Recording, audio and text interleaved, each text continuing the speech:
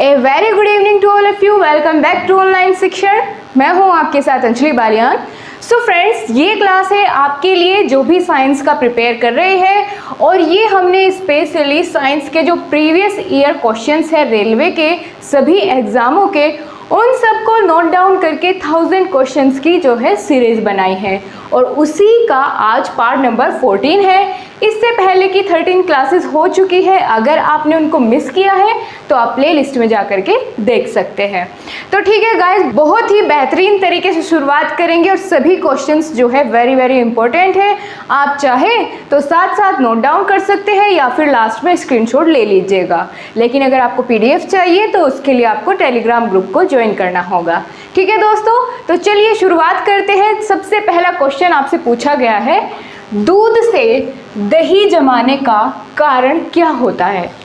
यानी किसके कारण दूध से दही जमती है? क्या है वो? वायरस है, बैक्टीरिया है, क्या चीज़ है वो जिसके कारण दूध जो है दही में परिवर्तित हो जाता है? तो दोस्तों उसका नाम है लैक्टोबैसिलस बैक्टीरिया। ठीक है, वो एक बैक्टीरिया होता है। क्या नाम है उसका? लैक्टोबैसिलस। ठीक है, ये उस बैक्टीरिया का नाम है। ये आपको याद रखना होगा क्योंकि कई बार ये क्वेश्चन आपके एग्जाम में आ चुका है। क्या है आंसर? लैक्टोबैसिलस। ठीक है, ये बैक्टीरिया का नाम है जिसके कारण दूध दही में परिवर्तित हो जाता है। क्या है ये? बैक्टीरिया। याद रहेगा आपको? बिल्कुल याद रहेगा। एक बार आप लिख लेंगे तो फिर तो कभी भी नहीं भूलेंगे। ठीक है दोस्तों, चलिए नेक्स्ट क्वेश्चन पूछा गया है, डबल रोटी बनाने में प्रयोग होता है किसका? किसका प्रयोग होता है डबल रोटी बनाने में? तो दोस्तों यहाँ प्रयोग किया जाता है यीस्ट का। अब क्यों किया जाता है यीस्ट का प्रयोग, ये भी हम आपको बताएंगे अभी। ठीक है, अभी पहले इतना जानते हैं कि किसका प्रयोग किया जाता है। यीस्ट का प्रयोग किया जाता है डबल रोटी बनाने के लिए, यानी ब्रेड बनाने के लिए। क्लियर? अब अगला क्वेश्चन देख लो, वही आया कि यीस्ट का उपयोग क्यों किया जाता है ब्रेड बनाने के लिए, डबल रोटी बनाने के लिए क्यों किया जाता है इसका प्रयोग? तो इसका प्रयोग इसलिए किया जाता है ताकि ब्रेड जो है मुलायम बने और लचीली रहे, इसीलिए यीस्ट का प्रयोग किया जाता है। ठीक है, क्या किस लिए? कि जो ब्रेड होती है मुलायम रहे, ठीक, मुलायम रहे और लचीली रहे। ठीक है, इसीलिए प्रयोग किया जाता है यीस्ट का ब्रेड बनाने के लिए। तो इसी तरह चलिए नेक्स्ट क्वेश्चन देखेंगे, हृदय का पहला प्रतिस्थापन किसने किया? यानी सबसे पहला जो प्रतिस्थापन हुआ था हार्ट का, वो किसने किया था? उनका नाम था दोस्तों डॉक्टर क्रिश्चियन बर्नार्ड। ठीक है, डॉक्टर क्रिश्चियन बर्नार्ड के द्वारा सबसे पहला हार्ट प्रतिस्थापन या ट्रांसप्लांट किया गया था। Doctor Christiaan Barnard. ठीक है, आपको याद रहेगा, बहुत पूछा जाता है क्वेश्चन। ठीक है, जो पहली चीजें होती है वो हमेशा आपको याद रखनी चाहिए। तो सबसे पहला किसने किया? Doctor Christiaan Barnard. लेकिन अब बात करते हैं भारत की। ठीक है, भारत में प्रथम बार हृदय को सफल प्रत्यारोपण करने का श्रेय किसको जाता है? यानी जो सबसे पहला सफल हार्ट ट्रांसप्लांट हुआ था वो किसने किया था, वो आपको बताना है। तो उनका नाम है डॉक्टर पी वेणुगोपाल। ठीक है दोस्तों, डॉक्टर पी वेणु गोपाल उनका नाम है। ठीक है, भारत में सबसे पहला जो सफल हार्ट ट्रांसप्लांट हुआ था, हृदय प्रत्यारोपण हुआ था, तो वो किसके द्वारा किया गया था? डॉक्टर पी वेणु गोपाल के द्वारा। याद रहेगा इतना? चलिए नेक्स्ट क्वेश्चन देखते हैं, आधुनिक एंटीसेप्टिक सर्जरी के जनक किसे माना जाता है? यानी जो आधुनिक एंटीसेप्टिक सर्जरी शुरुआत हुई है उसका जनक किसको माना जाता है? तो दोस्तों उसके जनक माने जाते हैं जोसेफ लिस्टर। ठीक है, जोसेफ लिस्टर को इनका जनक माना जाता है। क्लियर है गाइस? समझ आया इतना? जोसेफ लिस्टर को इनका जनक माना जाता है। अगला क्वेश्चन पूछा गया है, हरा प्रोटोजोआ कहलाता है। तो क्या कहलाता है हरा प्रोटोजोआ? आपके एग्जाम में क्वेश्चन पूछा जा चुका है दोस्तों, इसीलिए यहाँ पर बोर्ड पर मेंशन है। तो आपको बहुत ध्यान से हर एक चीज़ को सुनना होगा। तो इसका नाम होता है यूग्लिना। ठीक है, हरा प्रोटोजोआ किसे कहते हैं? यूग्लिना को। समझ आया आपको? यूग्लिना हरा प्रोटोजोआ के नाम से जाना जाता है। अगला क्वेश्चन है, मछलियों में श्वसन होता है, यानी मछलियाँ सांस किसके थ्रू लेती है? ठीक है, ये आपको बताना है। मनुष्य किससे लेते हैं? तो लंग्स से। लेकिन जब मछलियों की बात आती है तो वो किसका प्रयोग करती है? वो करती है अपने गिल्स का प्रयोग सांस लेने के लिए। ठीक है ना, ये तो आप सभी जानते होंगे, बहुत ईजी सा क्वेश्चन था। गिल्स से लेती है सांस। ठीक है, श्वास या सांस। अगला क्वेश्चन है, मछली का लीवर भरपूर होता है, यानी कौन से विटामिन से भरपूर होता है मछली का लीवर? तो कौन सा विटामिन पाया जाता है दोस्तों? ये सबसे ज़्यादा प्रचुर मात्रा में इसमें विटामिन डी मिलता है। ठीक है, ये आपको बिल्कुल याद रखना है। आपसे ऐसा भी पूछा जा सकता है उल्टा करके क्वेश्चन। क्या पूछा जा सकता है कि विटामिन डी का सबसे मुख्य स्रोत क्या होता है? तो एक तो सूर्य, आपको ऑप्शन में अगर मछली का लीवर मिला तो आप बिल्कुल टिक करके आइएगा। और फिर सनलाइट भी विटामिन डी की जो है बहुत अच्छी स्रोत होती है। तो आपको क्या बताया गया है कि मछली के लीवर में भरपूर मात्रा में विटामिन डी पाया जाता है। ठीक है दोस्तों, इतना हुआ क्लियर? आगे बढ़ते हैं। अगला क्वेश्चन पूछा गया है, ऑक्टोपस है एक। आपको 3-4 ऑप्शन दे दिए जाएंगे कि क्या है, मृदु कवची है, क्या है? तो ये है मृदु कवची। ठीक है, ये आपको याद रखना होगा। मृदु कवची की श्रेणी में इसको रखा जाता है। क्लियर हुआ? किसको? ऑक्टोपस को। अब आपको कमेंट बॉक्स में बताना होगा कि जो ऑक्टोपस है उसके जो खून का रंग होता है वो कौन सा होता है। ठीक है, डिफरेंट क्वेश्चन है, इसलिए मैंने आपसे पूछा कि ऑक्टोपस के खून का रंग कैसा होता है। आपको कमेंट बॉक्स में बताना होगा। अगला क्वेश्चन है, डायनासोर थे, क्या थे? ये थे दोस्तों मेसोजोइक सरीसृप। ठीक है, मेसोजोइक सरीसृप इनको कहा जाता था।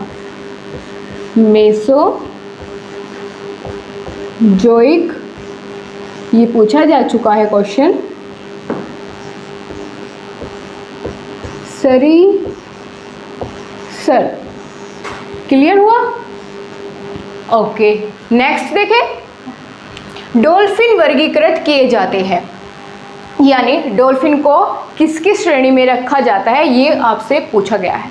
तो स्तनी जीव होते हैं। ठीक है, डॉल्फिन कैसी होती है? स्तनी जीव होती है। तो इनको इसी श्रेणी में रखा जाता है। ठीक है, अब आपसे इसी से रिलेटेड पूछ लिया गया कि सबसे बड़ा स्तनी जीव कौन सा होता है। सबसे बड़े जीव की बात की गई है, सबसे बड़ा स्तनी जीव कौन सा होता है? तो वो आपको बताना है दोस्तों, वो होती है ब्लू व्हेल। ठीक है, ब्लू व्हेल या फिर नीला व्हेल। ठीक है, ब्लू व्हेल। आगे चलते हैं। अगला क्वेश्चन आपसे पूछा गया है, रेशम के कीटों का पालन करने का अध्ययन जो होता है वो क्या कहलाता है? ठीक है, जो रेशम के कीट होते हैं उनको, या कीड़े होते हैं, उन्हें पालने को क्या कहते हैं? तो उन्हें पालने को कहते हैं सेरीकल्चर। ठीक है दोस्तों, सेरीकल्चर बिल्कुल याद रहेगा, सेरीकल्चर। और सबसे अच्छी बात यह है कि जितने भी अध्ययन हैं, यहाँ पर 2-3 मैंने लिखे हैं, ये एग्जाम में पूछे जा चुके हैं। एक तो बहुत क्वेश्चन यहाँ से आते भी है। तो मैं ना इस क्लास के लास्ट में आपको एक वीडियो का लिंक दूंगी, वहाँ पर मैंने ट्रिक से ये सब कवर कराया हुआ है। आपको कहीं और से पढ़ने की बिल्कुल ज़रूरत नहीं पड़ेगी। ठीक है, ये मैंने ट्रिक से आपको कराया है कि रेशम के कीटों का अध्ययन क्या कहलाता है। बिल्कुल ट्रिक से आपको इमेज के थ्रू बिल्कुल बहुत अच्छे से समझाया, आप देखना ज़रूर। ठीक है दोस्तों, एंटोमोलॉजी ये सब बताया हुआ है मैंने उसमें। अब लेकिन जब ये पेपर में आए इसलिए मैंने यहाँ पे आपके सामने लिखा हुआ है अलग से। ठीक है, तो हमने क्या बात की, रेशम के कीटों का पालन, सेरीकल्चर। और इसको ट्रिक से करने के लिए क्लास के लास्ट में मैं आपको उस वीडियो का लिंक दे दूंगी, आप चाहे तो वहाँ से देख सकते हैं अगर आपको याद नहीं है। ठीक है दोस्तों, आगे बात करते हैं एंटोमोलॉजी किसका अध्ययन होता है, यानी एंटोमोलॉजी में किसका अध्ययन किया जाता है, ये किया जाता है दोस्तों यहाँ पर कीटों का। ये हमने बहुत अच्छी ट्रिक से याद किया है। चलिए इसकी तो मैं आपको अभी बता भी देती हूँ, ठीक है। क्या पूछा गया है कि एंटोमोलॉजी किसका अध्ययन है, क्या बताया गया, कीटों का। अब जो एंटोमोलॉजी है इसके जो शुरुआती वर्ड है ये आप अलग कर लीजिए, क्या लिखा है, आंट, आंट की तरह प्रोनाउंसिएशन हो रहा है इसका, एंटो या आंट, ठीक है। आंट क्या है, चींटी। चींटी किस में आती है, कीट पतंगों में, कीड़ों में, ठीक है, कीटों में आती है चींटी, ठीक है ना। तो किसका अध्ययन हुआ है, कीटों का। आंट आया तो कीटों का अध्ययन। आंट क्या है, चींटी क्या है, कीट है। याद हुआ आपको, तो इसी तरीके से बहुत अच्छे से आपको समझाया हुआ है। आशा करती हूँ आपको ये भी समझ आया होगा। चलिए दोस्तों आगे बढ़ते हैं, पक्षियों का अध्ययन क्या कहलाता है। अब ये आपको बताना है कि पक्षियों का अध्ययन क्या कहलाता है। आपको जिसको भी पता है आप कमेंट बॉक्स में बताइए जल्दी से, ठीक है, बताइए। तो चलिए मैं भी बता देती हूँ साथ साथ कि जो पक्षियों का अध्ययन है इसको कहते हैं ऑर्निथोलॉजी, ठीक है दोस्तों। क्या कहते हैं, ऑर्निथोलॉजी, ठीक है। ऑर्निथोलॉजी कहते हैं पक्षियों के अध्ययन को, समझ आ गया। ऑर्निथोलॉजी कहते हैं, ये भी ट्रिक से कराया हुआ है, बहुत इंपॉर्टेंट है, सारे एक से बढ़ के एक क्वेश्चन है। आगे पूछा गया है जनसंख्या का अध्ययन क्या कहलाता है। तो जनसंख्या का अध्ययन कहलाता है डेमोग्राफी। क्लियर हुआ आपको, क्या कहलाता है, डेमोग्राफी। क्लियर, बहुत अच्छे से समझे। डेमोग्राफी कहलाता है जनसंख्या के अध्ययन को। आगे बात की गई है अस्थियों का अध्ययन, अस्थि यानी बोन्स, ठीक है, उनके अध्ययन को क्या कहते हैं, तो इनके अध्ययन को कहते हैं ऑस्टियोलॉजी, ठीक है दोस्तों। ऑस्टियोलॉजी कहते हैं अस्थियों के अध्ययन को, क्या कहते हैं, ऑस्टियोलॉजी। क्लियर हुआ आपको, ऑस्टियोलॉजी कहते हैं अस्थियों के अध्ययन को। चलिए आज का आपका लास्ट क्वेश्चन है, घी और दूध के पीले रंग होने का क्या कारण होता है, या किसके प्रेजेंस के कारण जो घी होता है वो पीला होता है और दूध का रंग भी गाय के दूध का होता है ज़्यादातर तो, और गाय का दूध क्या होता है, पीला होता है। तो ये किसके कारण होता है, किसकी प्रेजेंस के कारण होता है, वो आपको बताना है। तो ये होता है कैरोटीन की प्रेजेंस के कारण दूध और घी का रंग पीला होता है, गाय का, ठीक है, गाय का होता है ना दूध पीला, तो ये कैरोटीन की प्रेजेंस के कारण ही दूध पीला होता है और घी भी पीला होता है। समझ आया। चलिए फटाफट से एक बार रिकैप कर लेते हैं हमने आज की क्लास में क्या सीखा है। पहला क्वेश्चन था दूध से दही जमाने में किसकी मदद से दूध से दही जमती है या किसके कारण जमती है, तो वो जमती है लैक्टोबैसिलस बैक्टीरिया की प्रेजेंस के कारण। और डबल रोटी बनाने में प्रयोग किसका होता है, यीस्ट का प्रयोग होता है। और क्यों होता है, क्योंकि उससे जो डबल रोटी होती है, ब्रेड होती है, वो बहुत ही मुलायम और लचीली होती है, ठीक है दोस्तों। हृदय का पहला प्रतिस्थापन किसने किया, तो डॉक्टर क्रिश्चियन बर्नार्ड ने सबसे पहला प्रतिस्थापन किया हृदय का। अगला क्वेश्चन है भारत में प्रथम बार हृदय का सफल प्रतिरोपण किसने किया, यानी भारत में सबसे पहली बार किसने किया था, सफल की बात की जा रही है, वैसे तो कई बार ट्राई हो चुका था, ठीक है। सफल प्रत्यारोपण किया था डॉक्टर पी वेणुगोपाल ने, ठीक है दोस्तों, डॉक्टर पी वेणुगोपाल ने। आधुनिक एंटीसेप्टिक सर्जरी के जनक किसे माना जाता है, तो ये माना जाता है जोसेफ लिस्टर, ठीक है, जोसेफ लिस्टर को माना जाता है। हरा प्रोटोजोआ किसे कहते हैं, यूग्लिना को। और मछलियों में जो सांस लेने के लिए प्रयोग किया जाता है वे करती है गिल्स का प्रयोग। और बात की गई है मछली के लीवर में भरपूर मात्रा में मिलता है विटामिन डी, ठीक है। ऑक्टोपस कैसा जीव है, एक मृदु कवची जीव है।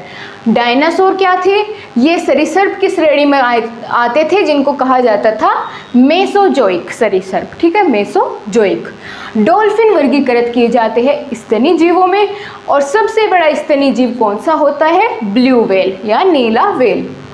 रेशम के कीटों का पालन का अध्ययन या कीटों का पालन क्या कहलाता है, इसे कहते हैं सेरीकल्चर, ठीक है दोस्तों, एंटोमोलॉजी कीटों का अध्ययन होता है और पक्षियों का अध्ययन कहलाता है ऑर्निथोलॉजी।